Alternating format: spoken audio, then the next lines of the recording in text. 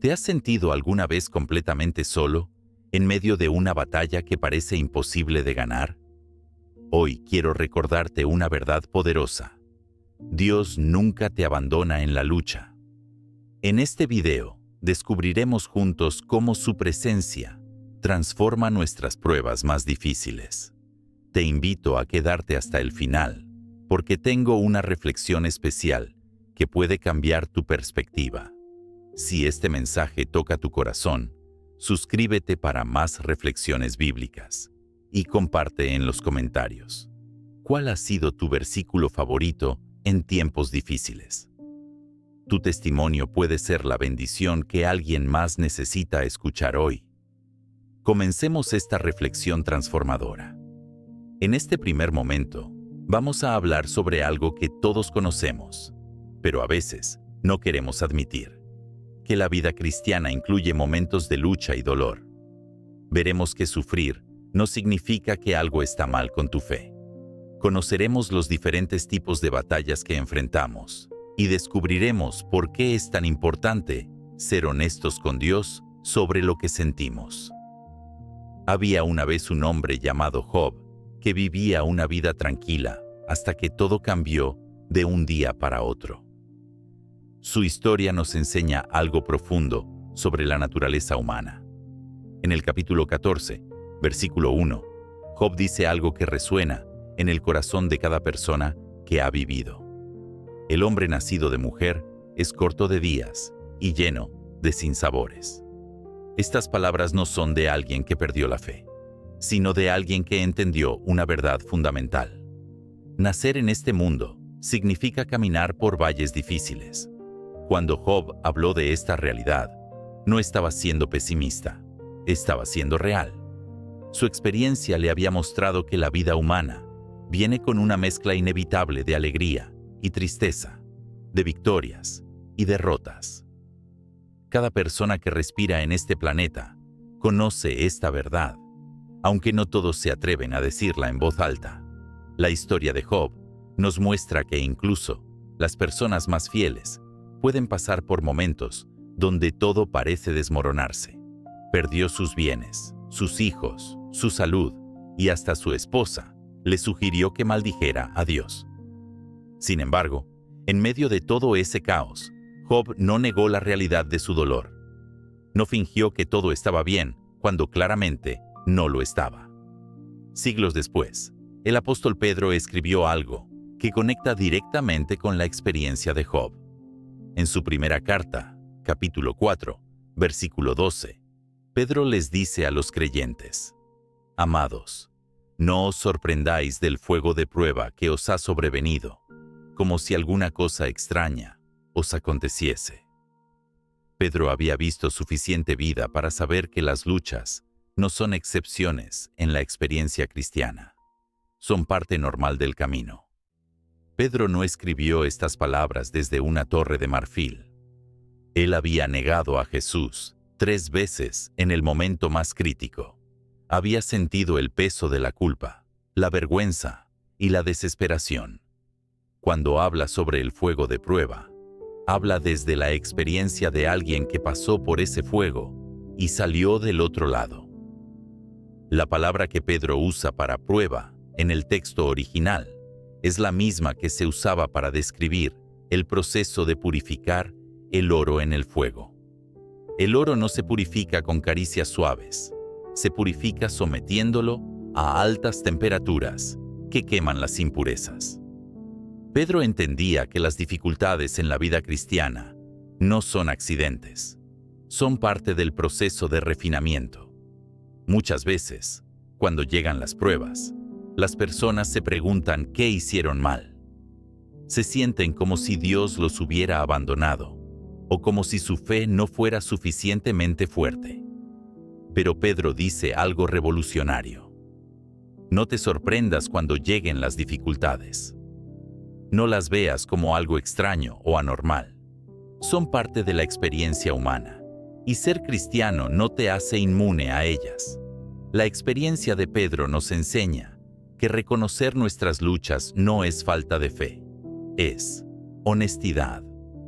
Cuando él lloró amargamente después de negar a Jesús, no estaba perdiendo su fe, estaba procesando el dolor de su fracaso. Ese llanto fue el primer paso hacia su restauración. Job y Pedro nos muestran que las personas de fe no viven en una burbuja protegida del dolor. Viven en el mismo mundo que todos los demás. Enfrentan las mismas tormentas, sienten los mismos golpes. La diferencia no está en la ausencia de luchas, sino en cómo responden a ellas. Ahora, cuando hablamos de luchas, es importante entender que no todas son iguales. Hay diferentes tipos de batallas que las personas enfrentan, y cada una requiere un enfoque diferente. El apóstol Pablo entendía esto muy bien cuando escribió a los creyentes en Éfeso. En el capítulo 6, versículo 12 de Efesios, Pablo explica: porque no tenemos lucha contra sangre y carne, sino contra principados, contra potestades, contra los gobernadores de las tinieblas de este siglo, contra huestes espirituales de maldad en las regiones celestes. Pablo había experimentado muchos tipos de conflictos a lo largo de su ministerio, pero aquí se enfoca en algo específico: la lucha espiritual. Pablo no estaba hablando de teorías abstractas. Había sido atacado físicamente, había enfrentado oposición política, había lidiado con problemas emocionales, pero aquí identifica algo más profundo. Hay batallas que se libran en un nivel que no podemos ver con nuestros ojos, pero que afectan profundamente nuestras vidas.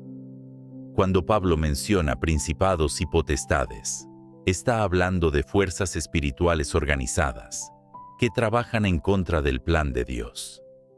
No son fantasías o supersticiones, son realidades espirituales que influyen en el mundo físico.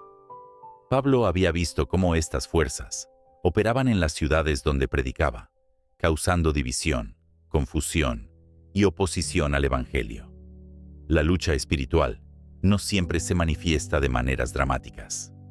A veces es tan sutil como una duda persistente que no se va, una tentación que regresa una y otra vez, o una sensación de vacío que no tiene explicación lógica. Pablo entendía que estas batallas requieren armas espirituales, no soluciones puramente humanas. Pero las luchas no se limitan al ámbito espiritual.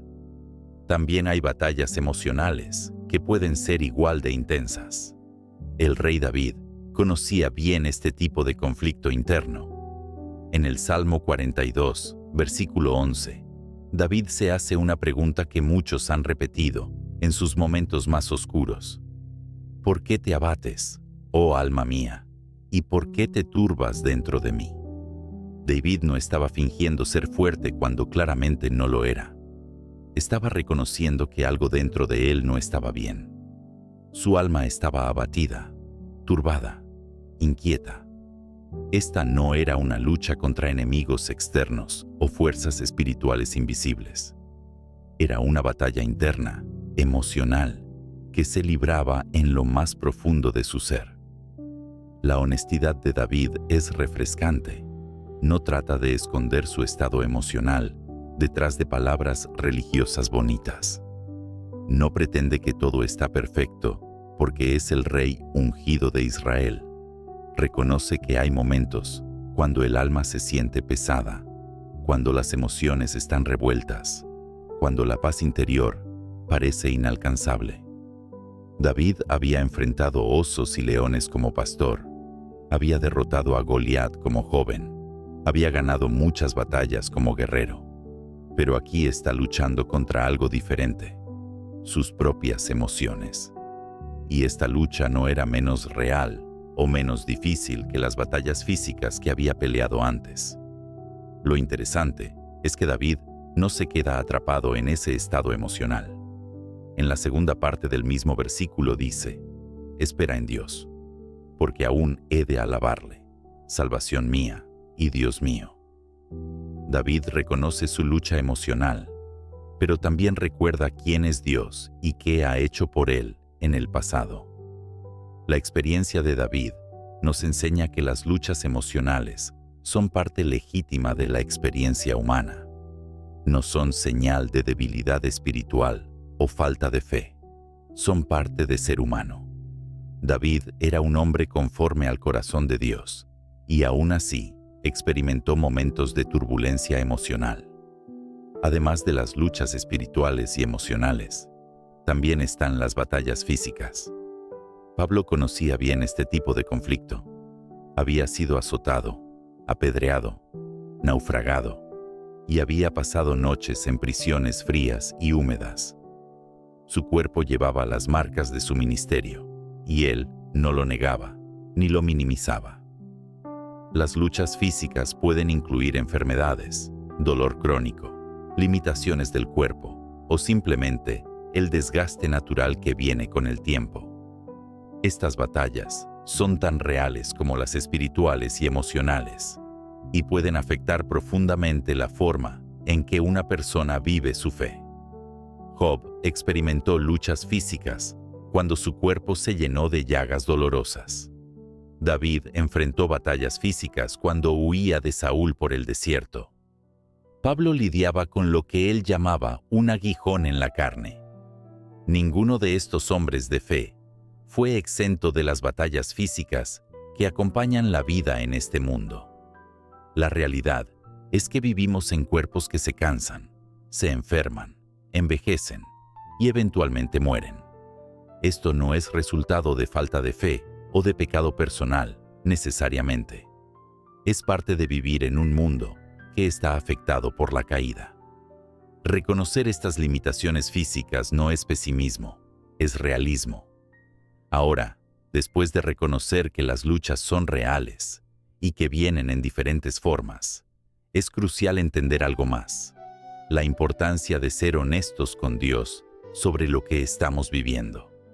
Muchas personas sienten que deben esconder sus verdaderos sentimientos cuando oran, como si Dios no supiera ya lo que está pasando en sus corazones.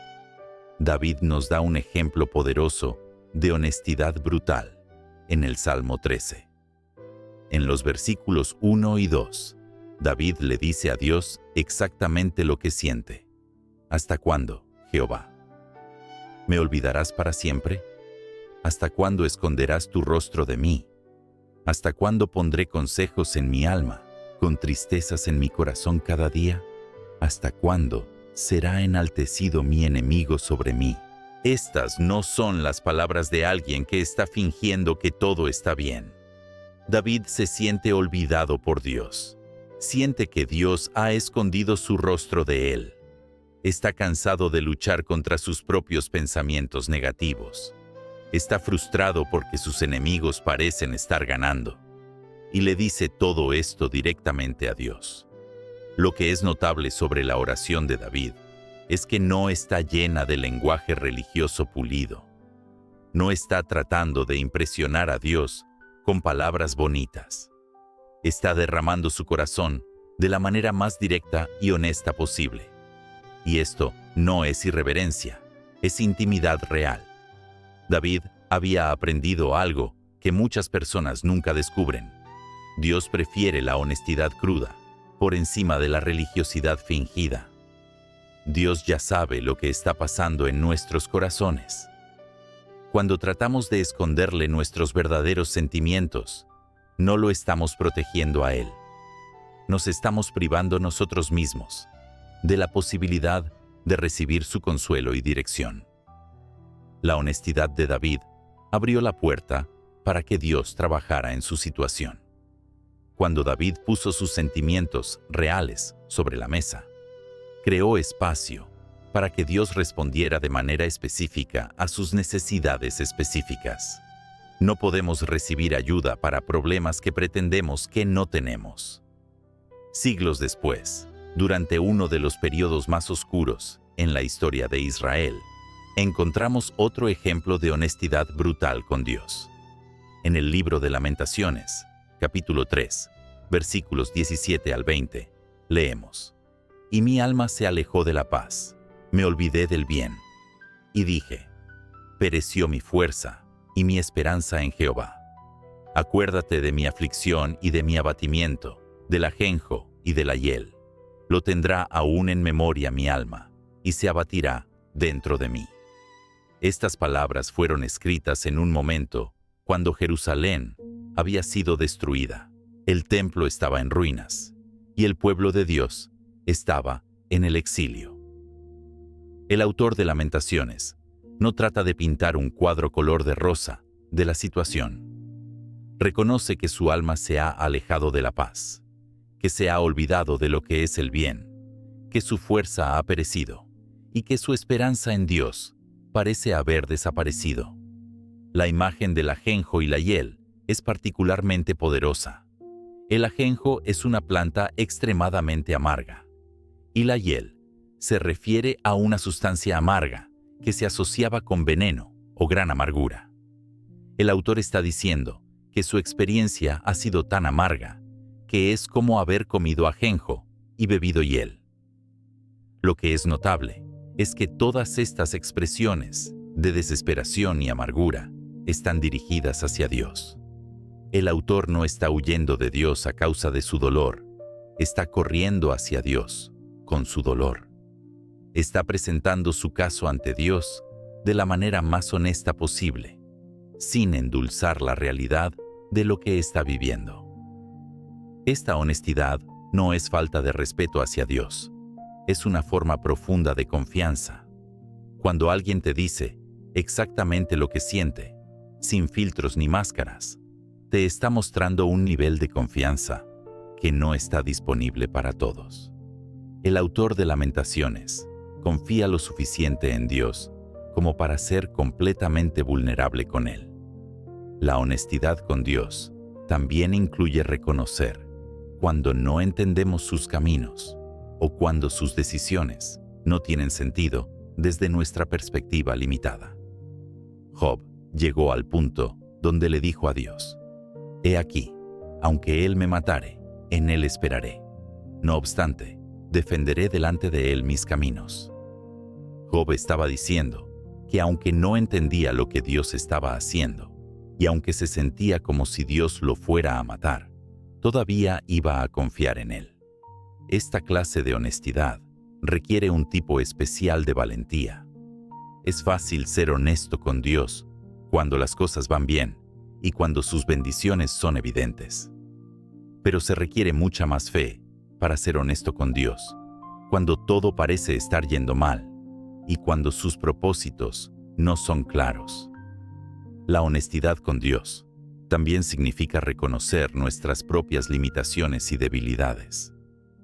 No tenemos que pretender ser más fuertes, más sabios o más espirituales de lo que realmente somos. Dios ya conoce nuestras limitaciones y Él no se sorprende ni se decepciona cuando las reconocemos abiertamente. Cuando somos honestos con Dios sobre nuestras luchas, abrimos la puerta para experimentar su gracia de maneras nuevas y profundas. La gracia de Dios no está diseñada para personas perfectas que tienen todo bajo control. Está diseñada para personas quebrantadas que reconocen su necesidad de ayuda divina. David, Job y el autor de Lamentaciones nos muestran que la honestidad con Dios no es opcional si queremos tener una relación real con Él. Podemos esconder nuestros sentimientos de otras personas, pero no podemos esconderlos de Dios. Y cuando dejamos de intentar esconderlos, descubrimos que Dios ya estaba esperando para encontrarse con nosotros en el lugar exacto donde estamos, no donde pensamos que deberíamos estar. Reconocer nuestras luchas humanas no es el final de la historia, pero es el comienzo necesario. No podemos recibir ayuda para problemas que no admitimos que tenemos. No podemos encontrar consuelo para dolor que pretendemos que no existe. Y no podemos experimentar la presencia de Dios en nuestras batallas si negamos que estamos en guerra. Ahora que hemos reconocido que las luchas son parte de la vida, es momento de descubrir algo hermoso. Dios no nos deja solos en esas batallas. En este segundo momento, vamos a explorar las promesas específicas que Dios hace sobre su compañía. Conoceremos cómo el Espíritu Santo actúa como nuestro consolador personal y veremos ejemplos reales de personas que experimentaron la fidelidad de Dios en sus momentos más difíciles.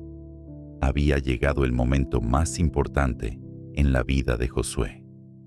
Moisés, el gran líder que había sacado al pueblo de Egipto, estaba a punto de morir, y la responsabilidad de guiar a Israel hacia la tierra prometida caería sobre sus hombros. Era una tarea que aterrorizaría a cualquiera. Millones de personas dependían de él. Había gigantes en la tierra que debían conquistar y ciudades fortificadas que parecían imposibles de tomar. Fue en ese momento crucial cuando Dios le habló a Josué con una promesa que cambiaría todo. En Deuteronomio capítulo 31, versículo 6, Dios le dijo: «Esfuérzate y sé valiente, no temas ni desmayes, porque Jehová tu Dios es el que va contigo, no te dejará ni te desamparará». Estas no eran palabras vacías dichas para calmar los nervios de un líder ansioso. Era una promesa sólida del Dios del universo. La palabra que Dios usó para «no te dejará» en el idioma original significa literalmente «no te soltará la mano». Era como si Dios le estuviera diciendo a Josué: «Voy a caminar a tu lado, voy a sostener tu mano, y cuando las cosas se pongan difíciles, no voy a soltarte para que te las arregles solo».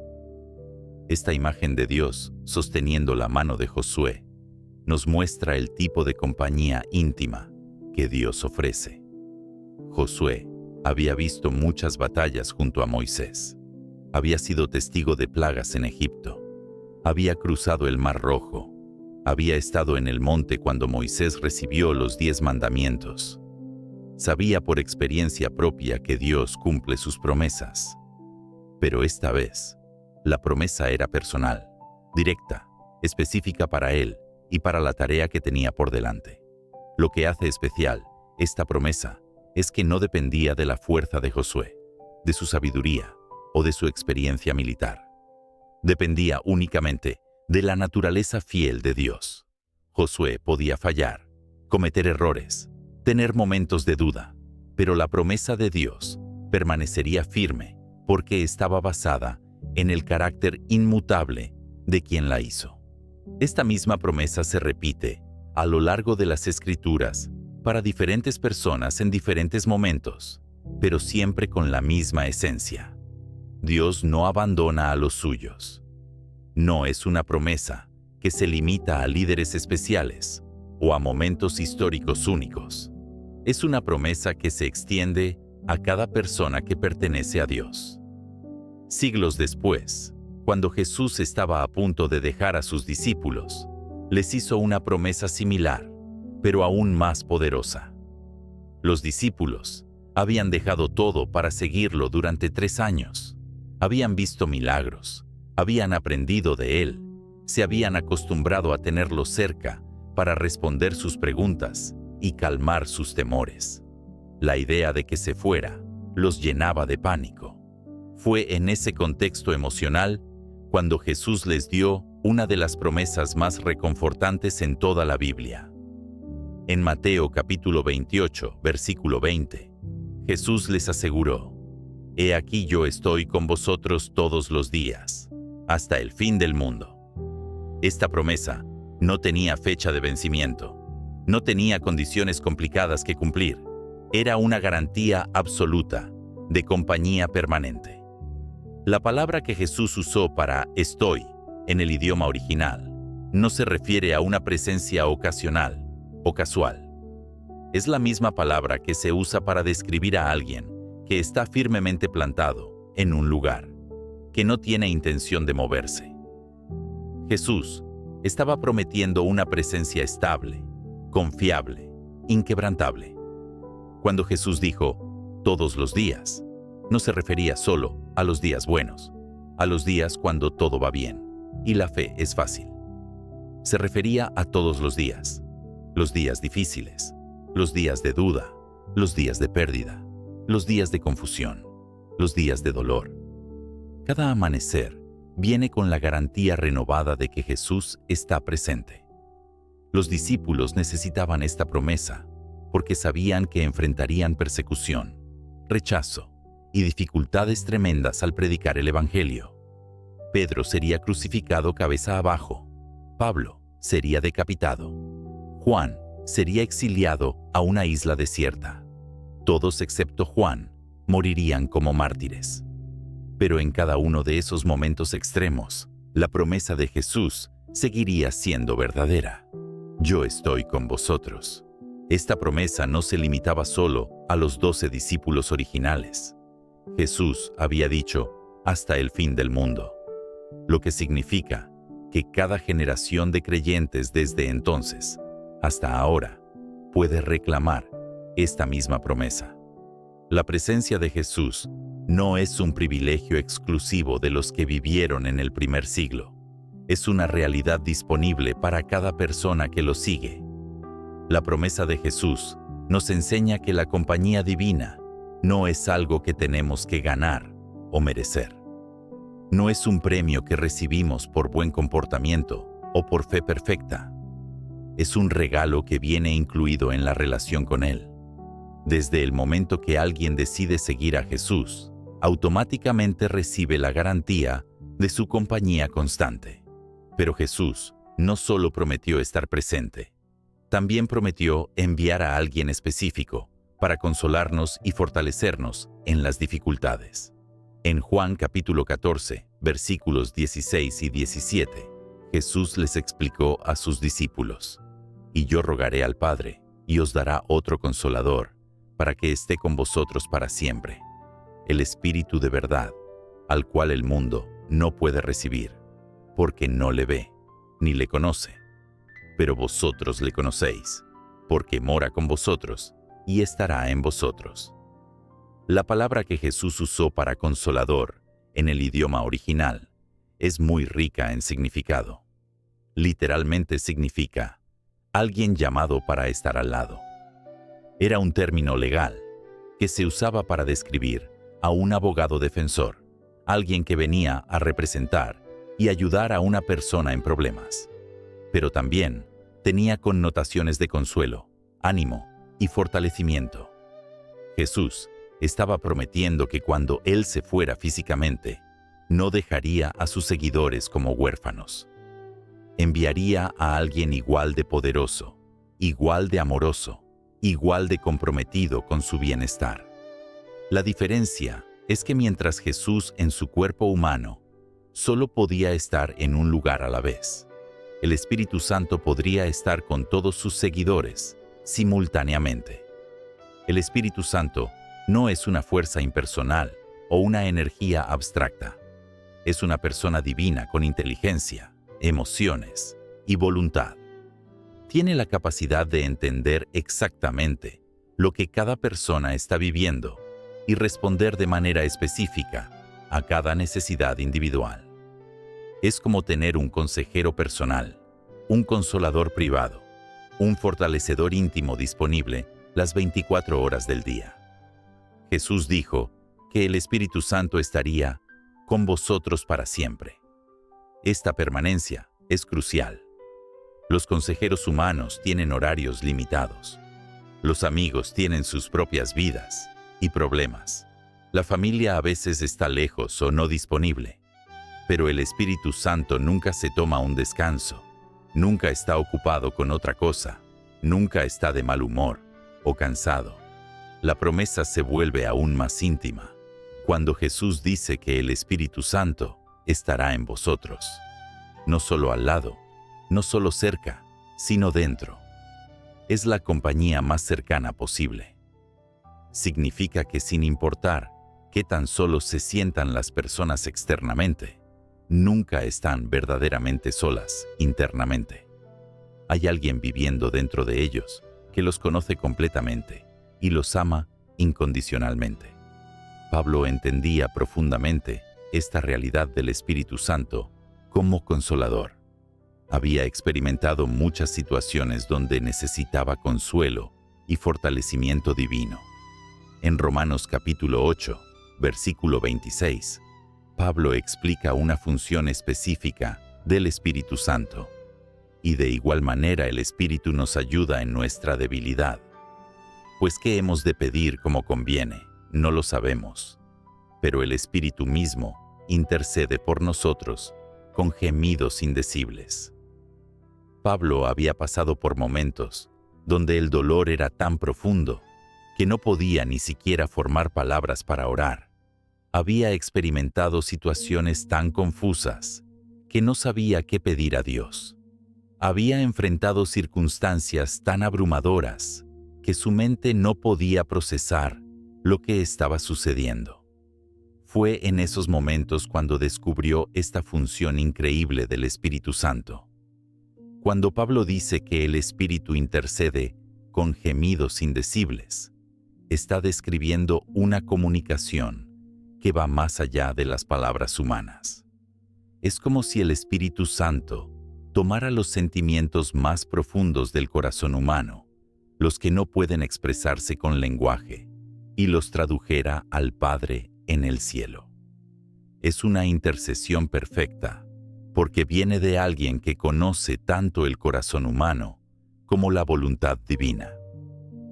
Esta intercesión del Espíritu Santo significa que aun cuando las personas no saben qué orar, aun cuando se sienten tan quebrantadas que no pueden formar una oración coherente, aun cuando las palabras fallan completamente, la comunicación con Dios continúa. El Espíritu Santo se convierte en la voz de su corazón cuando su boca no puede hablar. Pablo también menciona que el Espíritu nos ayuda en nuestra debilidad. La palabra griega que se traduce como ayuda, literalmente significa tomar del otro lado. Es la imagen de alguien que está cargando algo muy pesado y otra persona viene y toma el otro extremo para compartir la carga. El Espíritu Santo no solo observa nuestras luchas desde lejos, se involucra directamente para ayudarnos a cargar lo que parece imposible de llevar solos. Estas promesas sobre el Espíritu Santo no son teorías abstractas, son realidades prácticas para cada persona que ha puesto su confianza en Jesús. Significan que en los momentos de mayor soledad hay compañía divina disponible. En los momentos de mayor confusión hay sabiduría divina accesible. En los momentos de mayor debilidad hay fortaleza divina al alcance. Pero además de estas promesas, las Escrituras también nos dan ejemplos concretos de personas que experimentaron la fidelidad de Dios en tiempos extremadamente difíciles. Estos testimonios nos muestran que las promesas no son solo palabras bonitas, sino realidades que se pueden experimentar aún en las circunstancias más desesperantes. Daniel era un joven cuando fue llevado cautivo a Babilonia. Había perdido su país, su libertad y probablemente a su familia.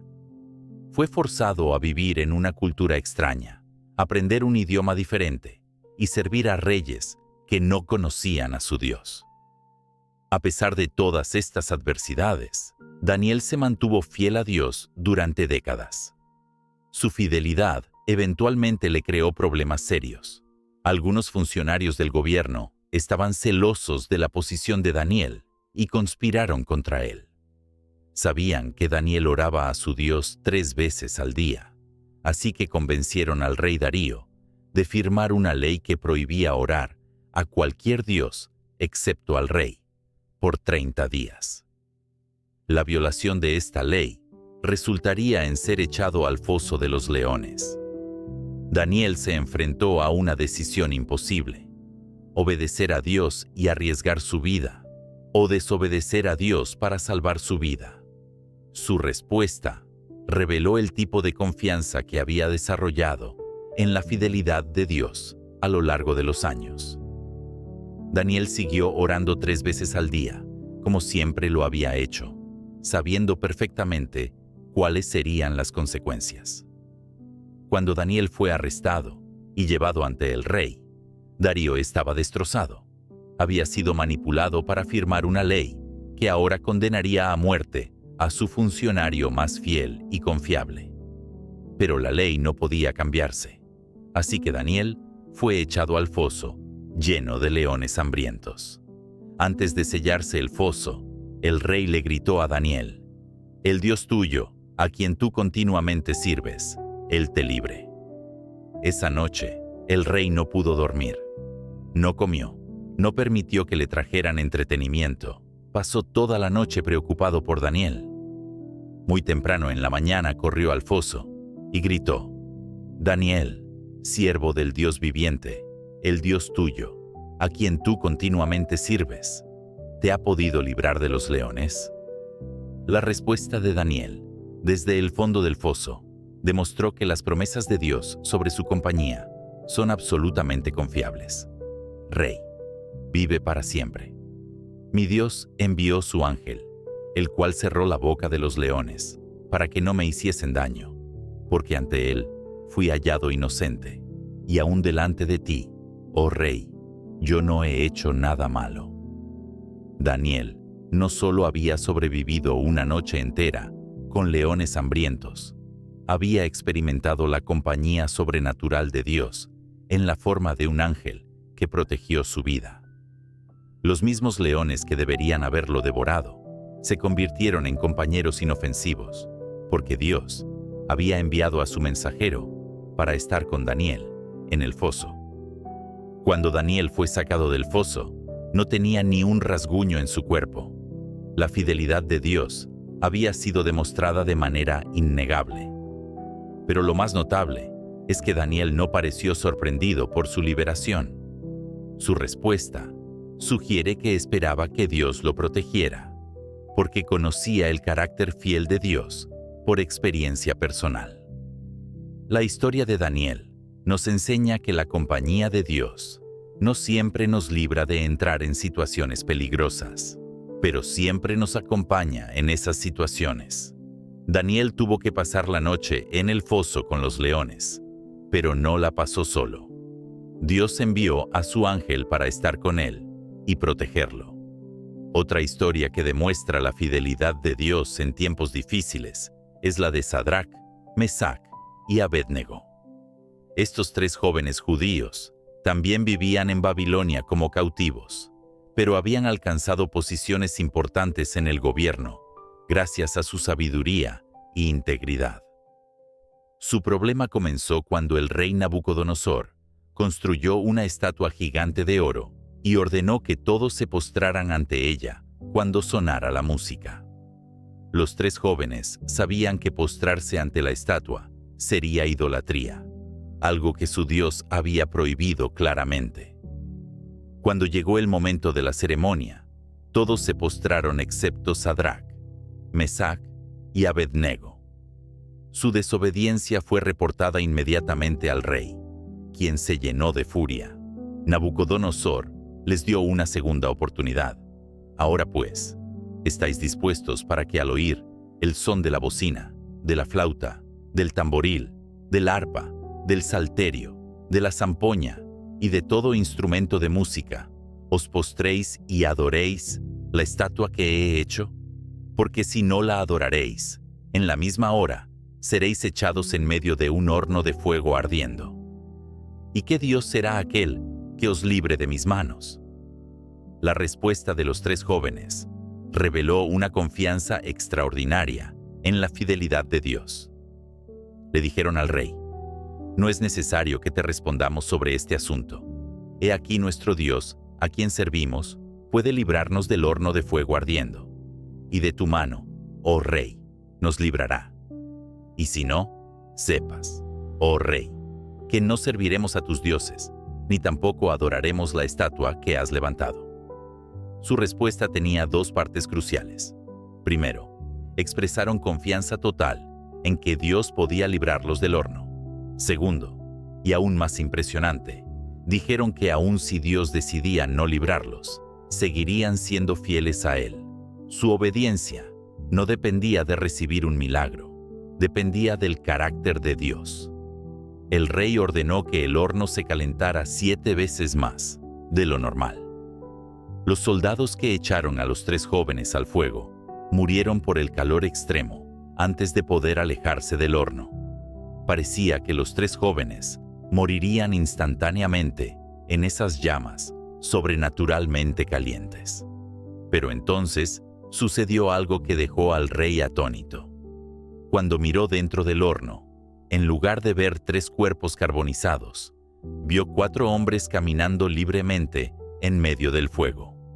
Y el cuarto, según las palabras del rey, es semejante a hijo de los dioses. Los 3 jóvenes no solo habían sobrevivido, tenían compañía divina en medio de las llamas. El rey gritó: Sadrac, Mesac y Abednego, siervos del Dios Altísimo, salid y venid. Cuando los 3 salieron del horno, su ropa no tenía ni olor a humo. Su cabello no estaba chamuscado. Su piel no tenía quemaduras. El fuego no había tenido ningún poder sobre ellos, porque habían tenido la compañía y protección del Hijo de Dios en medio de la prueba. Esta historia nos enseña que a veces Dios permite que sus hijos pasen por el fuego, pero nunca los deja pasar solos. La compañía divina transforma la experiencia, de tal manera que lo que debería destruir se convierte en una oportunidad para experimentar la presencia de Dios de una manera única y poderosa. Tanto Daniel como los 3 jóvenes nos muestran que la fidelidad de Dios no siempre significa liberación inmediata de las circunstancias difíciles.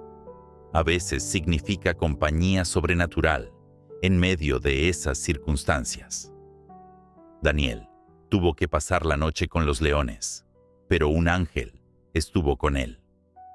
Los 3 jóvenes tuvieron que entrar al horno, pero el Hijo de Dios caminó con ellos en las llamas. Estas historias no son cuentos de hadas o leyendas antiguas. Son testimonios históricos documentados de la fidelidad de Dios hacia personas reales que enfrentaron amenazas reales a sus vidas. Sus experiencias demuestran que las promesas de Dios sobre su compañía no son exageraciones poéticas, son realidades que pueden experimentarse aún en las situaciones más extremas.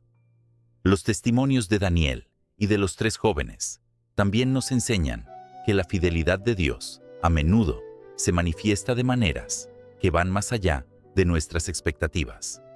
Daniel probablemente esperaba que Dios lo protegiera, pero quizás no esperaba que enviara un ángel para cerrar la boca de los leones.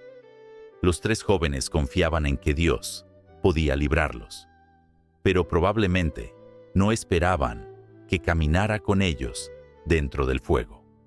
Estas experiencias sobrenaturales no fueron el resultado de una fe perfecta o de una vida sin pecado. Fueron el resultado del carácter fiel de Dios, que cumple sus promesas sin importar las circunstancias.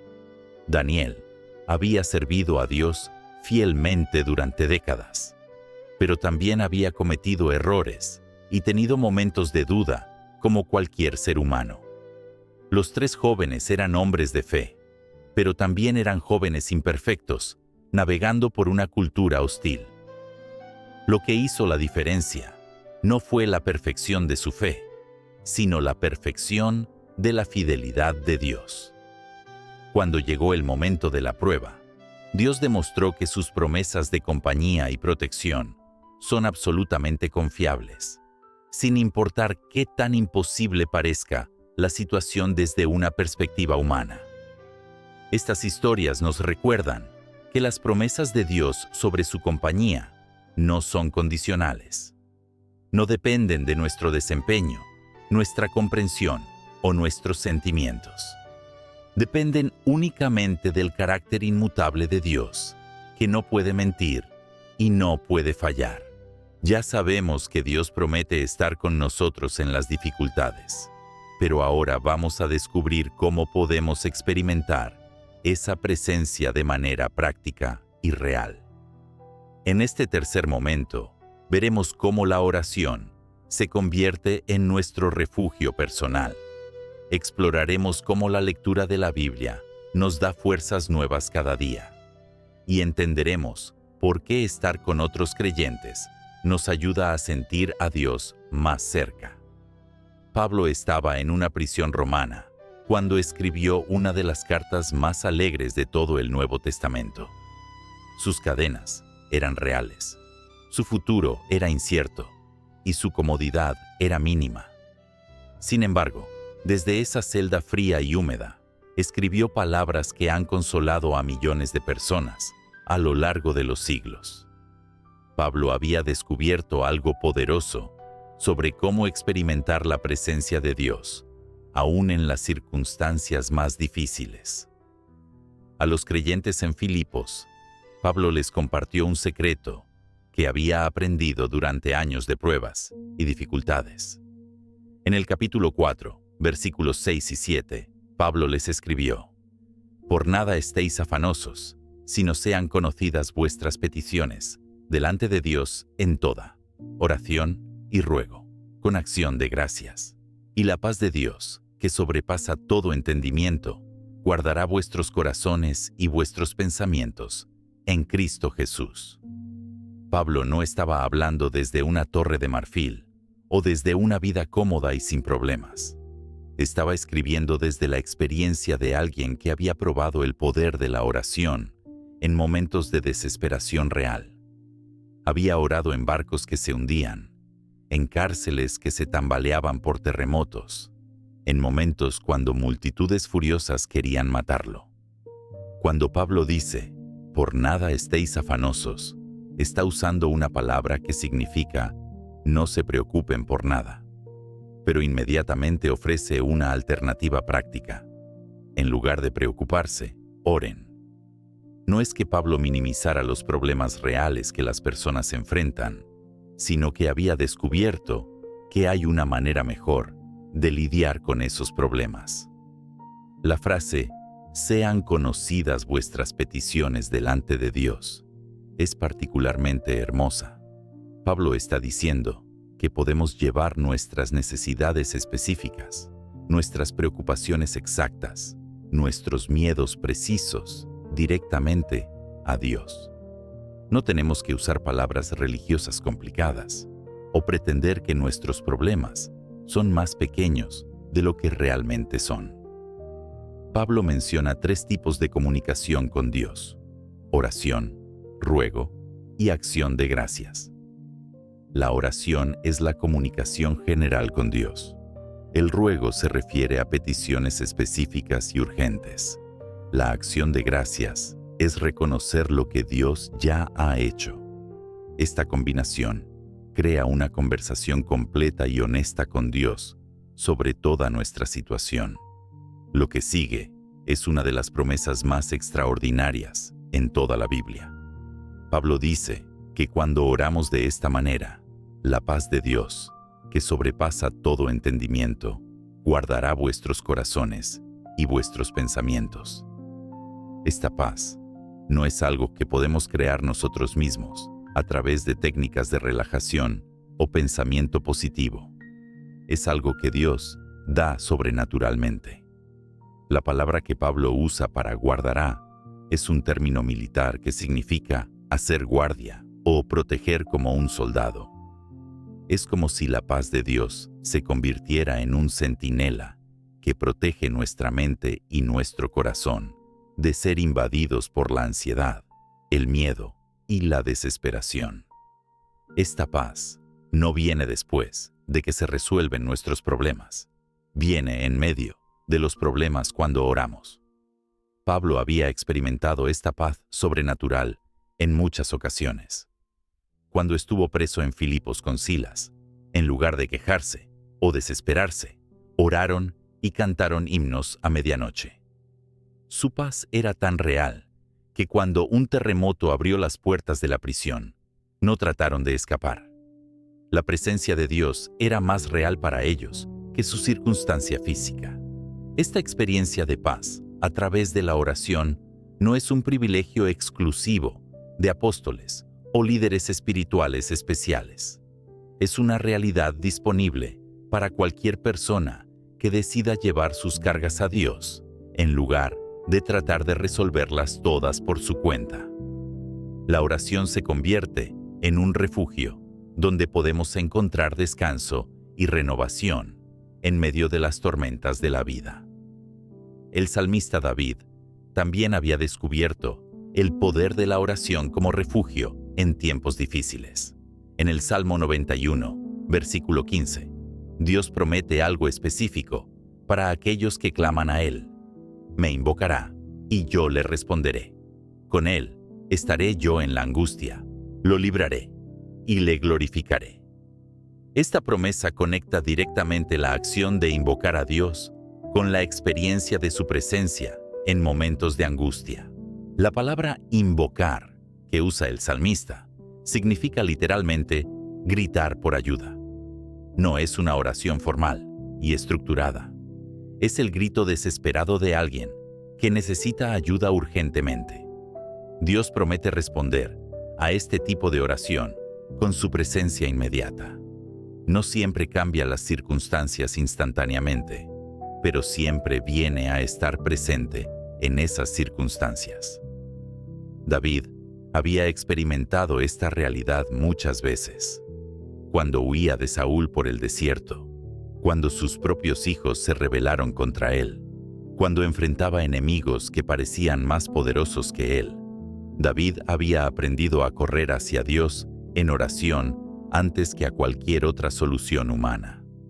La promesa en el Salmo 91 es que Dios no solo responde a nuestras oraciones desde lejos, sino que viene a estar con Él en la angustia. La angustia no desaparece necesariamente, pero la persona ya no está sola en esa angustia. La presencia de Dios transforma la experiencia del sufrimiento, porque cambia completamente el contexto en el que se vive. Esta experiencia de la presencia de Dios a través de la oración no requiere habilidades especiales o entrenamientos complicados. Requiere honestidad, humildad y la disposición de admitir que necesitamos ayuda. Cuando una persona ora de esta manera, abre la puerta para que Dios entre en su situación y transforme su experiencia desde adentro hacia afuera. La oración se convierte en refugio porque nos conecta inmediatamente con la fuente de toda paz, sabiduría y fortaleza. No tenemos que esperar hasta estar en una iglesia o hasta tener las palabras perfectas. Podemos clamar a Dios desde cualquier lugar, en cualquier momento, con cualquier palabras que tengamos, y Él responderá con su presencia. Pero además de la oración, hay otra manera práctica de experimentar la presencia de Dios en las luchas, a través de la meditación en su palabra. El salmista había descubierto que las Escrituras no son solo información religiosa, sino una fuente viva de dirección y fortalecimiento para la vida diaria. En el Salmo 119, versículo 105, el salmista declara: «Lámpara es a mis pies tu palabra, y lumbrera a mi sendero». Esta imagen de la palabra de Dios como lámpara y lumbrera nos muestra que las Escrituras tienen un propósito práctico y específico: iluminar el camino cuando no podemos ver claramente hacia dónde vamos. El salmista no estaba hablando de manera poética o abstracta, estaba describiendo una experiencia real y práctica. En el mundo antiguo, las lámparas eran herramientas esenciales para navegar en la oscuridad. Sin una lámpara, era fácil perderse, tropezar con obstáculos o caer en hoyos peligrosos. Con una lámpara, el mismo camino se volvía seguro y navegable. De la misma manera, las Escrituras proporcionan luz espiritual para navegar por las situaciones confusas y difíciles de la vida. Cuando una persona no sabe qué decisión tomar, cuando el futuro parece incierto, cuando las emociones están revueltas, la palabra de Dios puede proporcionar la claridad y dirección que tanto se necesita. Esta función de las Escrituras como guía no es automática. Requiere meditación, que significa pensar cuidadosamente en lo que Dios ha dicho y cómo se aplica a la situación específica que estamos viviendo. No es suficiente leer las palabras superficialmente. Hay que masticarlas mentalmente hasta extraer su significado y aplicación práctica. El salmista había aprendido que meditar en la palabra de Dios no era solo un ejercicio intelectual, sino una manera de conectarse con la mente y el corazón de Dios. A través de las Escrituras, podía escuchar la voz de Dios, hablando directamente a su situación, ofreciendo perspectiva, consuelo, corrección y dirección. Josué había recibido una instrucción similar de parte de Dios al comienzo de su liderazgo. En el capítulo 1, versículo 8, Dios le dijo: «Nunca se apartará de tu boca este libro de la ley, sino que de día y de noche meditarás en él, para que guardes y hagas conforme a todo lo que en él está escrito, porque entonces harás prosperar tu camino y todo te saldrá bien». Josué estaba a punto de enfrentar desafíos enormes. Tenía que guiar a millones de personas a través de batallas peligrosas, conquistas complicadas y decisiones difíciles. La tentación sería confiar en su experiencia militar, en la sabiduría de sus consejeros o en las estrategias políticas de la época. Pero Dios le dio una fuente diferente de sabiduría y fortaleza. La instrucción de meditar en la palabra, de día y de noche, no significaba que Josué tenía que estar leyendo las Escrituras cada minuto del día. Significaba que los principios, promesas y enseñanzas de Dios debían estar constantemente en su mente, influyendo en cada decisión que tomara y cada paso que diera. Dios conectó directamente la meditación en su palabra con el éxito en el liderazgo. No prometió que todo sería fácil, sino que todo saldría bien, cuando Josué basara sus decisiones en lo que Dios había revelado en las Escrituras. Esta conexión entre meditar en la palabra y prosperar en la vida no es coincidencia, es causal. Cuando una persona medita regularmente en las Escrituras, su mente se llena, gradualmente, con la perspectiva de Dios sobre la vida. Comienza a ver las situaciones desde el punto de vista divino, en lugar de solo desde la perspectiva humana limitada. Esta transformación de perspectiva cambia fundamentalmente la manera en que responde a las dificultades. La meditación en la palabra también proporciona fortaleza emocional y espiritual para enfrentar las luchas. Las promesas de Dios se vuelven anclas para el alma cuando las circunstancias externas están cambiando constantemente. Los ejemplos de fidelidad divina en las vidas de personas bíblicas se convierten en fuente de esperanza para situaciones similares en el presente. Josué experimentó esta realidad a lo largo de su liderazgo. Cuando enfrentó la ciudad aparentemente impenetrable de Jericó, la estrategia que Dios le dio no tenía sentido desde una perspectiva militar humana. Pero Josué había meditado lo suficiente en la fidelidad de Dios como para obedecer una estrategia que parecía ridícula. El resultado fue una victoria sobrenatural que solo podía atribuirse al poder de Dios. La meditación en las Escrituras no es una actividad pasiva donde simplemente leemos palabras en una página. Es una actividad activa, donde permitimos que las palabras de Dios penetren en nuestro corazón, transformen nuestro pensamiento y cambien nuestra perspectiva sobre nuestras circunstancias actuales. Cuando una persona está en medio de una lucha y medita en versículos sobre la fidelidad de Dios, esos versículos se convierten en recordatorios personales de que Dios no ha cambiado. Cuando medita en historias de liberación divina, esas historias se convierten en fuente de esperanza para su propia liberación. Cuando medita en promesas de presencia divina, esas promesas se convierten en realidades experimentadas. Pero hay una tercera manera práctica de experimentar la presencia de Dios en las luchas, y es a través de la comunión con otros creyentes. Dios no diseñó la vida cristiana para ser vivida en aislamiento. Diseñó un sistema donde su presencia se manifiesta de manera especial cuando los creyentes se reúnen con propósitos específicos. El escritor de Hebreos entendía la importancia de esta comunión regular entre creyentes. En el capítulo 10, versículos 24 y 25, escribió: «Y considerémonos unos a otros para estimularnos al amor y a las buenas obras, no dejando de congregarnos, como algunos tienen por costumbre, sino exhortándonos, y tanto más, cuanto veis que aquel día se acerca».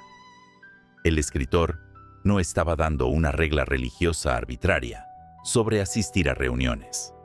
Estaba describiendo una necesidad práctica y espiritual que todos los creyentes tienen.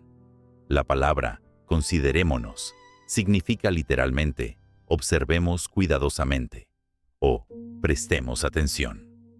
Es la idea de estar atentos a cómo están otros creyentes para poder ayudarlos y animarlos. La meta de esta observación cuidadosa es estimularnos al amor y a las buenas obras. La palabra estimular en el original griego significa provocar o incitar. Es como encender una chispa que enciende un fuego. Cuando los creyentes se reúnen con esta actitud intencional, se provocan unos a otros a amar más profundamente y servir más efectivamente. El escritor menciona específicamente no dejando de congregarnos. Había algunos creyentes que habían desarrollado el hábito de evitar las reuniones con otros cristianos.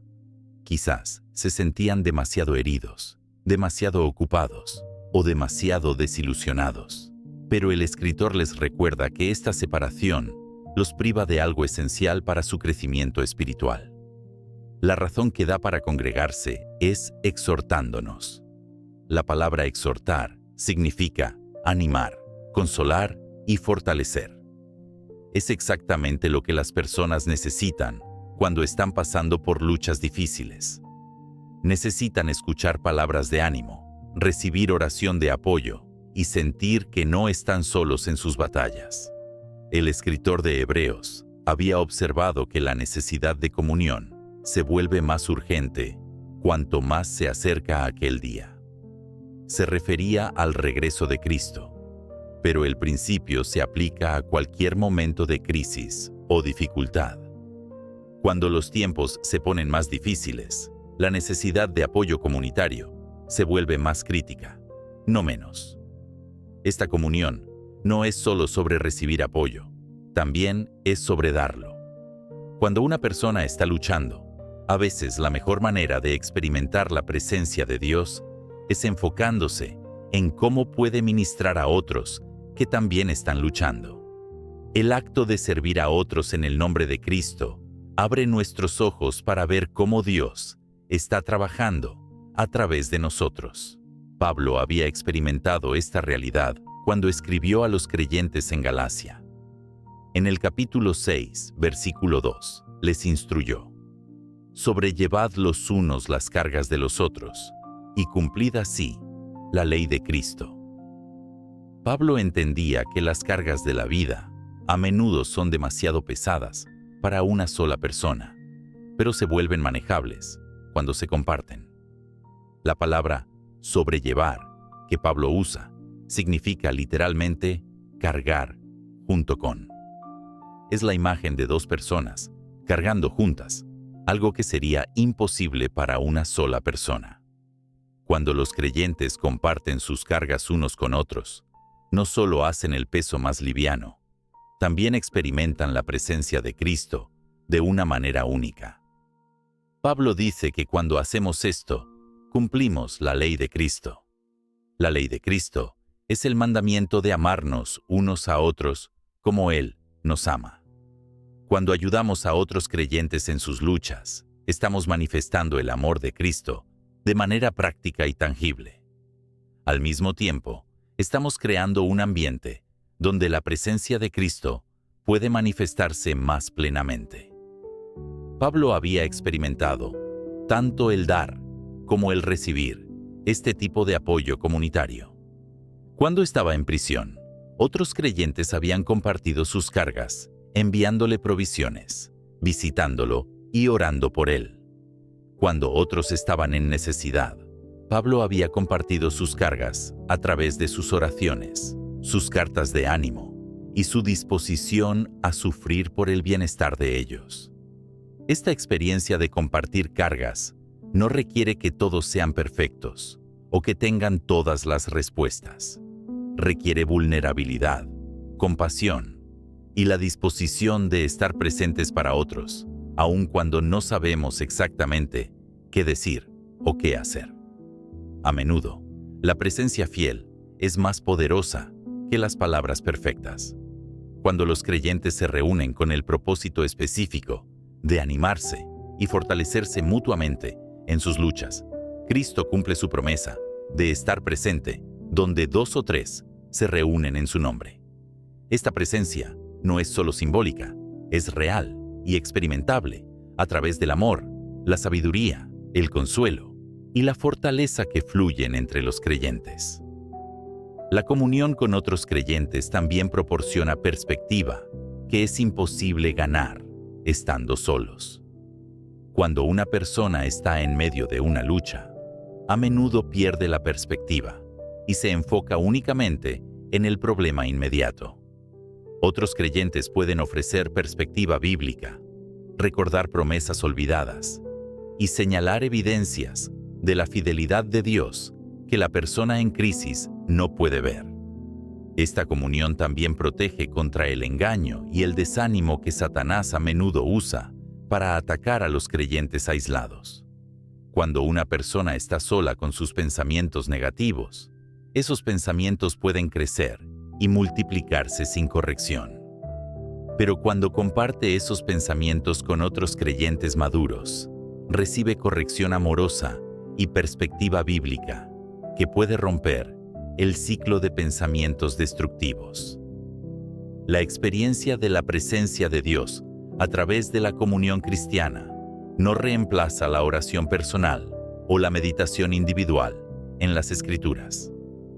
Más bien, estas 3 prácticas se complementan y fortalecen mutuamente. La oración personal prepara el corazón para recibir de otros creyentes.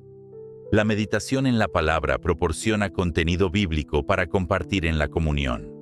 Y la comunión con otros creyentes enriquece tanto la vida de oración como el estudio de las Escrituras. Cuando una persona practica regularmente estas 3 formas de experimentar la presencia de Dios, desarrolla una red de apoyo espiritual que puede sostenerla a través de cualquier tormenta. No depende únicamente de sus propias fuerzas o sabiduría, sino que tiene acceso constante a los recursos ilimitados de Dios a través de la oración, las Escrituras y la comunidad de fe. Llegamos al momento final de nuestra reflexión, donde descubriremos algo sorprendente. Dios usa nuestras luchas para transformarnos de maneras que nunca imaginamos. En este último tema veremos cómo Dios tiene un propósito bueno detrás de cada dificultad que enfrentamos. Exploraremos cómo las pruebas nos ayudan a crecer espiritualmente cuando dependemos de Él. Y finalmente, entenderemos por qué la esperanza del cielo hace que todas nuestras luchas terrenales valgan la pena. Pablo había vivido suficientes experiencias difíciles como para entender algo profundo sobre el propósito divino detrás del sufrimiento humano. Había sido azotado, apedreado, encarcelado y rechazado por su propia gente. Había perdido amigos, había enfrentado traiciones y había experimentado dolor físico constante. Sin embargo, desde esa experiencia rica en sufrimiento, escribió una de las declaraciones más esperanzadoras en toda la Biblia. A los creyentes en Roma, Pablo les compartió una verdad que había descubierto a través de años de pruebas. En el capítulo 8, versículo 28, Pablo escribió: «Y sabemos que a los que aman a Dios, todas las cosas les ayudan a bien, esto es, a los que conforme a su propósito son llamados. Esta declaración no salió de un salón de clases teológico, sino del laboratorio de la experiencia personal. Cuando Pablo dice, sabemos, está hablando de un conocimiento que viene de la experiencia, no solo de la información. Había visto cómo situaciones que parecían completamente destructivas se convertían en oportunidades para el avance del Evangelio. Había experimentado cómo momentos de mayor debilidad se transformaban en demostraciones del poder de Dios. La frase, todas las cosas, es absolutamente inclusiva.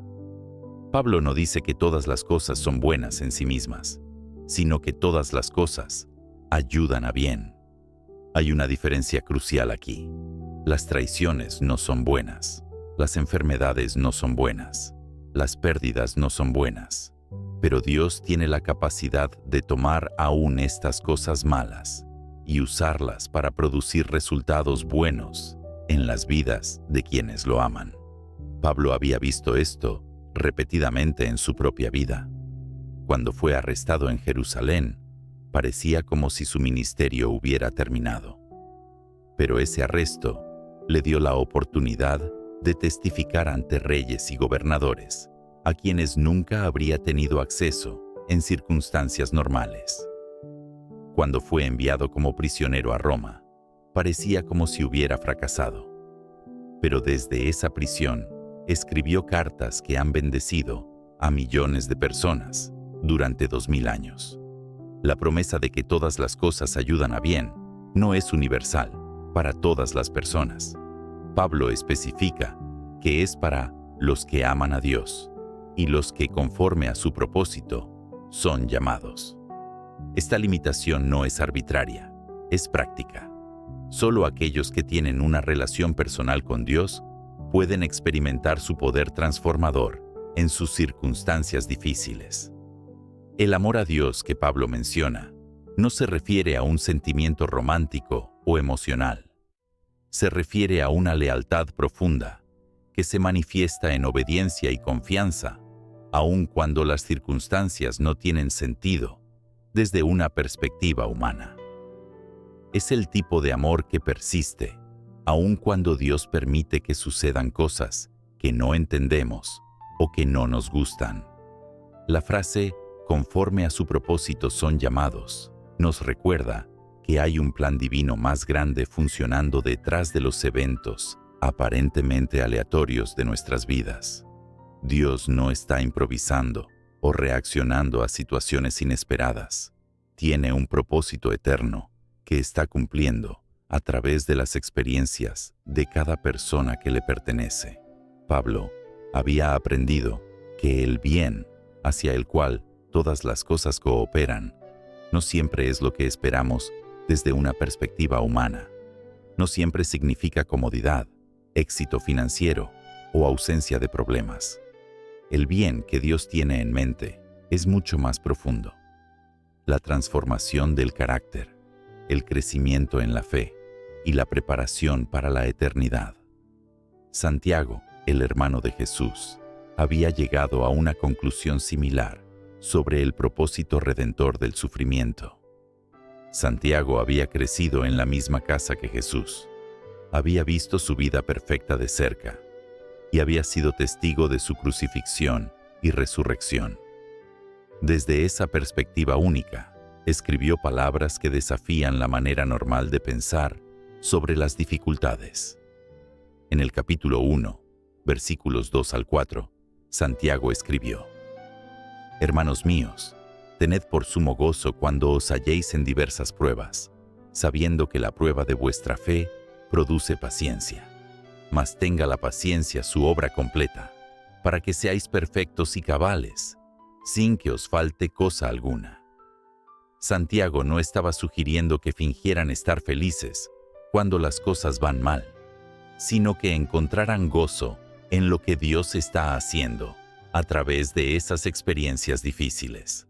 La palabra que Santiago usa para pruebas es la misma que se usaba para describir el proceso de probar metales preciosos en el fuego. Cuando el oro se somete al fuego, Las impurezas salen a la superficie y pueden ser removidas, dejando el oro más puro y valioso. Santiago está diciendo que las dificultades de la vida funcionan de manera similar en nuestro carácter. Santiago especifica que estas pruebas son diversas, lo que significa que vienen en muchas formas diferentes. Pueden ser pruebas de salud, pruebas financieras, pruebas relacionales, pruebas emocionales o pruebas espirituales. Cada tipo de prueba está diseñado para desarrollar aspectos diferentes de nuestro carácter y nuestra fe. El resultado que Santiago describe es paciencia, pero la palabra griega original significa mucho más que simplemente esperar sin quejarse. Significa resistencia activa, perseverancia bajo presión y la capacidad de mantenerse firme en medio de circunstancias adversas. Es como un árbol que no se quiebra durante una tormenta, porque sus raíces son profundas y su tronco es fuerte. Santiago dice que cuando permitimos que la paciencia tenga su obra completa, el resultado final es que nos volvemos perfectos y cabales, sin que nos falte cosa alguna. La palabra perfectos no significa sin pecado, sino maduros, completos, totalmente desarrollados. Es como una fruta que ha alcanzado su pleno potencial de dulzura y nutrición.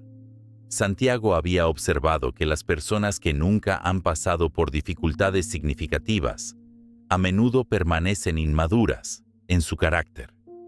Les falta la profundidad, la sabiduría y la resistencia que solo pueden desarrollarse a través de experiencias desafiantes. Las pruebas no son obstáculos para el crecimiento, son instrumentos de crecimiento. Lo revolucionario de la perspectiva de Santiago es que invita a los creyentes a cambiar completamente su actitud hacia las dificultades. En lugar de verlas como evidencia de que Dios los ha abandonado, pueden verlas como evidencia de que Dios los está preparando para algo mayor. En lugar de resistir las pruebas, pueden cooperar con el proceso de transformación que Dios está realizando a través de ellas. Esta perspectiva no minimiza el dolor real de las pruebas o sugiere que debemos disfrutar el sufrimiento. Reconoce que las pruebas son difíciles, pero también reconoce que tienen un propósito redentor que trasciende el dolor inmediato. Es como una mujer en trabajo de parto que soporta el dolor porque sabe que está dando a luz a una nueva vida. Pablo había experimentado esta transformación a través de las pruebas de manera muy personal. Tenía algo que él llamaba un aguijón en la carne, una dificultad física constante que le causaba sufrimiento regular. Pablo había orado 3 veces pidiendo que Dios lo removiera, pero Dios había respondido de una manera que Pablo no esperaba. En la segunda carta a los Corintios, capítulo 12, versículos 9 y 10, Pablo compartió la respuesta que recibió de Dios. Y me ha dicho, bástate mí, gracia, porque mi poder se perfecciona en la debilidad. Por tanto, de buena gana, me gloriaré más bien en mis debilidades, para que repose sobre mí el poder de Cristo, por lo cual, por amor a Cristo, me gozo en las debilidades, en afrentas, en necesidades, en persecuciones, en angustias, porque cuando soy débil, entonces soy fuerte. La respuesta de Dios a Pablo reveló un principio profundo sobre cómo funciona el poder divino. Dios le dijo que su gracia era suficiente para sostenerlo a través de la dificultad y que su poder se perfecciona o se muestra más claramente en momentos de debilidad humana. En otras palabras, las limitaciones de Pablo se habían convertido en oportunidades para que el poder de Dios fuera más evidente. Pablo había descubierto algo paradójico. Cuando era más débil desde una perspectiva humana, era más fuerte desde una perspectiva espiritual. Su aguijón en la carne lo mantenía dependiente de Dios, en lugar de confiar en sus propias habilidades. Esta dependencia constante lo conectaba con una fuente de poder que era mucho mayor que cualquier cosa que pudiera generar por sí mismo. La transformación en la actitud de Pablo es notable. Pasó de pedirle a Dios que removiera su dificultad a regocijarse en ella porque le daba acceso al poder de Cristo. No se regocijaba en el dolor mismo, sino en lo que Dios estaba haciendo a través del dolor. Había aprendido a ver sus debilidades como ventajas espirituales en lugar de desventajas.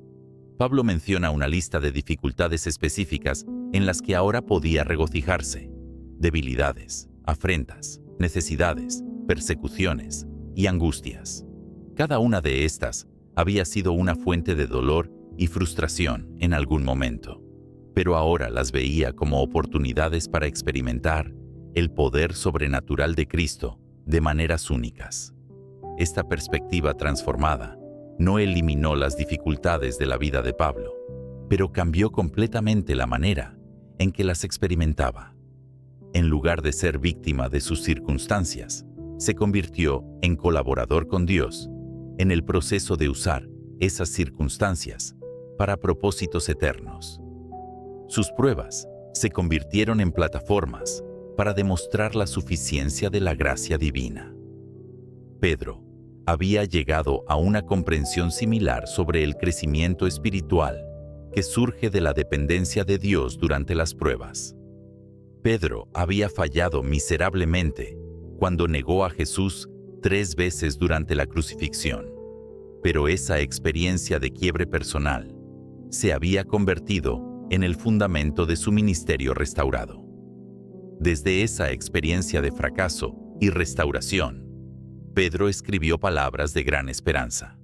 En su primera carta, capítulo 5, versículo 10, Pedro escribió: «Mas el Dios de toda gracia, que nos llamó a su gloria eterna en Jesucristo, después que hayáis padecido un poco de tiempo, Él mismo os perfeccione, afirme, fortalezca y establezca». Pedro había aprendido que Dios no desperdicia ningún sufrimiento en las vidas de aquellos que le pertenecen. Pedro identifica a Dios como el Dios de toda gracia, enfatizando que la gracia no es una característica secundaria de Dios, sino su naturaleza fundamental. Esta gracia es lo que transforma el sufrimiento de una experiencia puramente destructiva en una experiencia constructiva. Sin la gracia de Dios, el sufrimiento solo produce amargura, resentimiento y desesperación. Con la gracia de Dios, el mismo sufrimiento puede producir crecimiento, sabiduría y fortaleza. Pedro menciona que Dios nos llamó a su gloria eterna, recordando que el destino final de los creyentes trasciende cualquier sufrimiento temporal. Las pruebas actuales son temporales, pero la gloria futura es eterna. Esta perspectiva eterna cambia completamente el cálculo sobre si las dificultades presentes valen la pena. La frase, después que hayáis padecido un poco de tiempo, reconoce que el sufrimiento es real y que durará por un periodo específico. Pedro no minimiza el dolor o sugiere que es imaginario, pero sí pone ese sufrimiento en perspectiva al llamarlo un poco de tiempo, comparado con la eternidad que seguirá. Pedro describe 4 resultados específicos que Dios producirá a través del proceso de sufrimiento. Perfeccionará, afirmará, fortalecerá y establecerá. Cada una de estas palabras describe un aspecto diferente del crecimiento espiritual que surge de las pruebas cuando son enfrentadas con dependencia en Dios. Perfeccionar significa reparar lo que está roto y completar lo que está incompleto. Afirmar significa hacer estable lo que estaba tambaleando. Fortalecer significa dar poder interno donde había debilidad. Establecer significa poner un fundamento sólido donde había inseguridad. Estos 4 procesos trabajan juntos para producir una madurez espiritual que no sería posible sin las pruebas. Pedro Había experimentado personalmente cada uno de estos procesos. Su negación de Jesús había revelado áreas rotas en su carácter que necesitaban reparación. Su restauración posterior había establecido su fe sobre un fundamento más sólido. Su experiencia de fracaso y perdón lo había fortalecido para ministrar a otros que también habían fallado. Su dependencia renovada en la gracia de Dios lo había afirmado en su identidad como apóstol. La promesa de Pedro es que el mismo Dios que lo había transformado a él haría el mismo trabajo en todos los creyentes que pasan por pruebas. No es una promesa de que las pruebas serán fáciles o breves, sino de que serán productivas cuando son enfrentadas con fe y dependencia en Dios. Pero la transformación que viene a través de las pruebas no se limita solo a esta vida. Pablo había descubierto una perspectiva eterna que hacía que aún los sufrimientos más severos parecieran insignificantes cuando se comparaban con la gloria futura que espera a los creyentes. En su segunda carta a los Corintios, capítulo 4, versículos 17 y 18, Pablo compartió esta perspectiva revolucionaria. Porque esta leve tribulación momentánea produce en nosotros un cada vez más excelente y eterno peso de gloria, no mirando nosotros las cosas que se ven, sino las que no se ven. Pues las cosas que se ven son temporales, pero las que no se ven son eternas. Pablo llama a sus tribulaciones leves y momentáneas, pero esto no significa que fueran fáciles o breves desde una perspectiva humana. Pablo había sufrido tremendamente por el Evangelio. Había sido golpeado casi hasta la muerte. Había naufragado. Había pasado hambre. Había sido traicionado por amigos y había enfrentado peligros constantes. Sin embargo, los llamaba leves y momentáneos, porque los estaba comparando con algo infinitamente mayor. La perspectiva de Pablo había sido transformada por su comprensión de la eternidad. Cuando comparaba sus sufrimientos temporales con la gloria eterna que le esperaba, los sufrimientos se veían pequeños por comparación.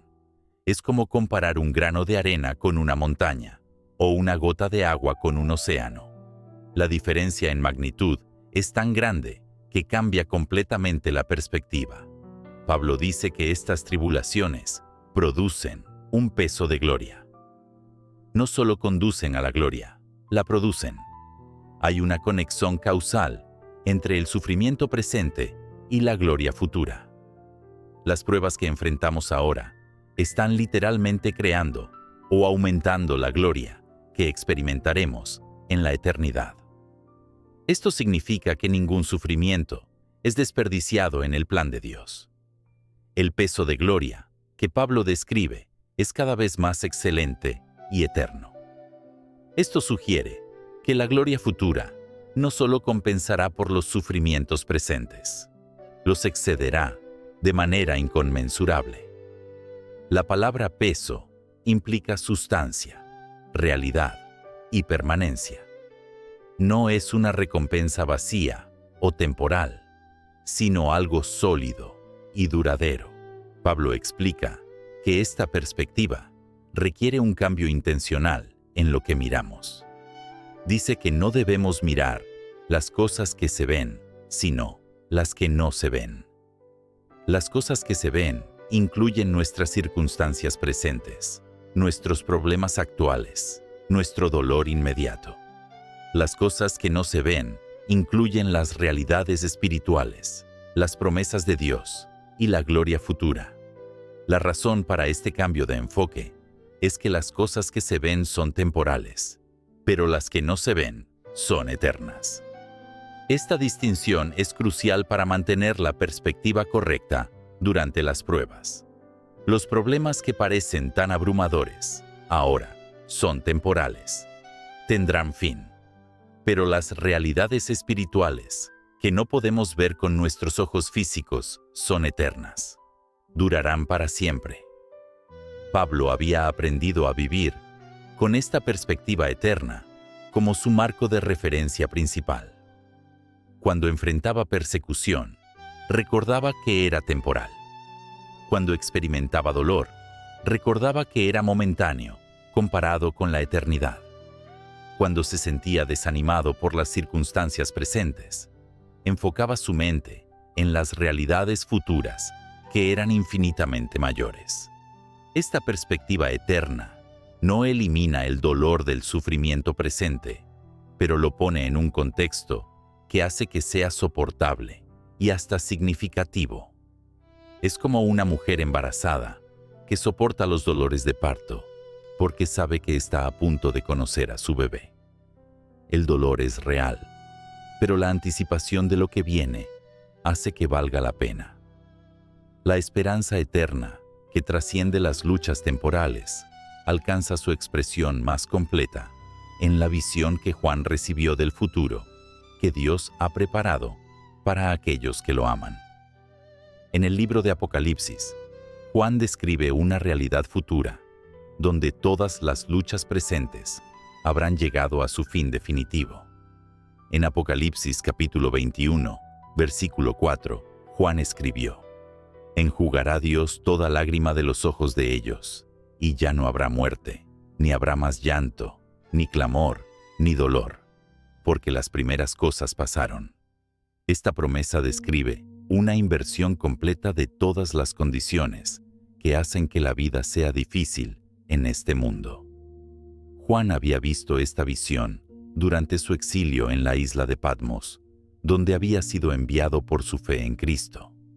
Estaba separado de las iglesias que amaba, vivía en condiciones difíciles y enfrentaba un futuro incierto.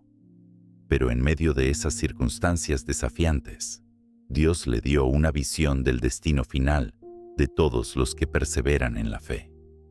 La imagen de Dios enjugando toda lágrima es profundamente personal e íntima. No será un proceso impersonal o automático.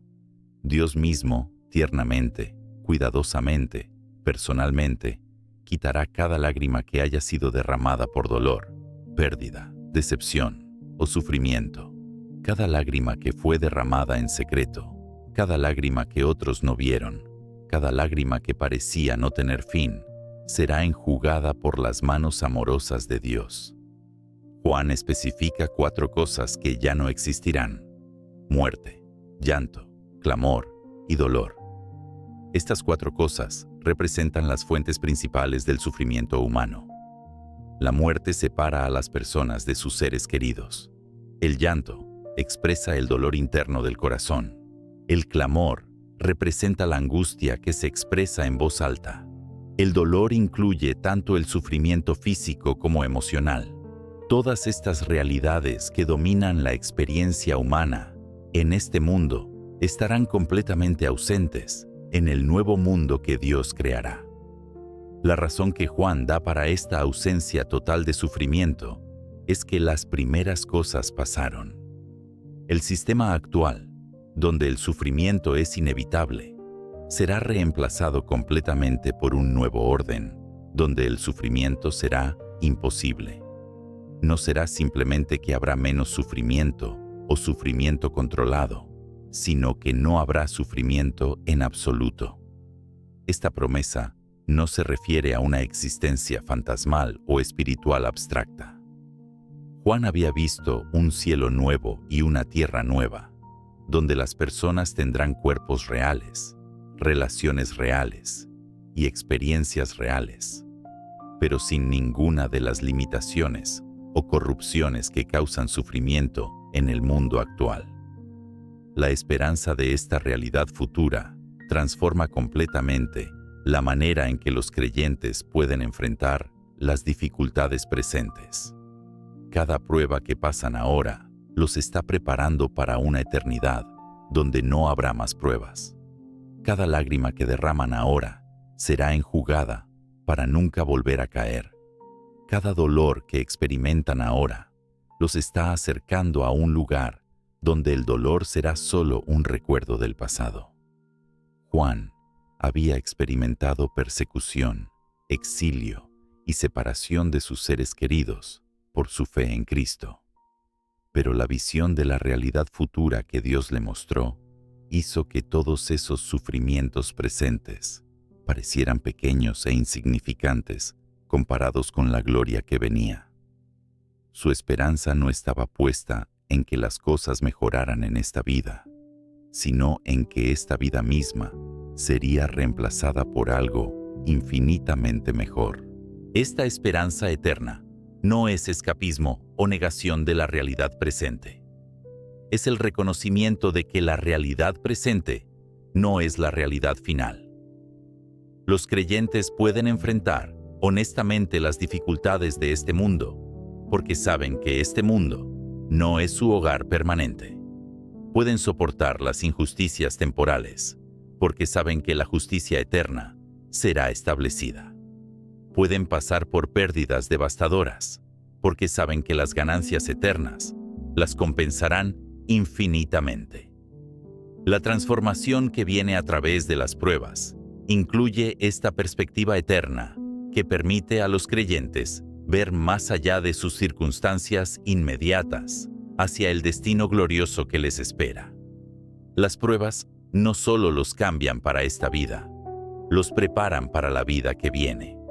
Cada dificultad que enfrentan con fe los está moldeando para la eternidad que compartirán con Dios para siempre.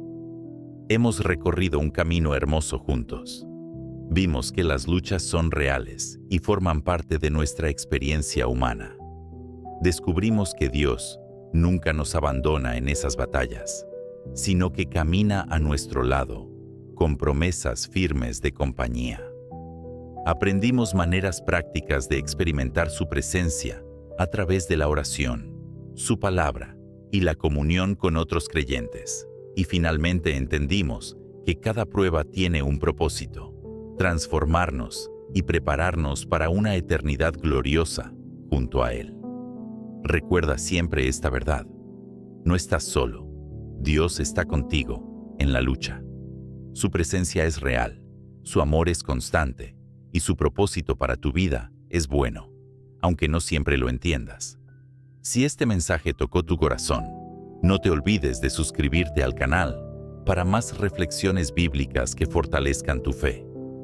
Comparte este video con alguien que necesite recordar que Dios nunca lo abandona. Tu simple gesto de compartir puede ser exactamente lo que esa persona necesita escuchar hoy. Hasta la próxima reflexión.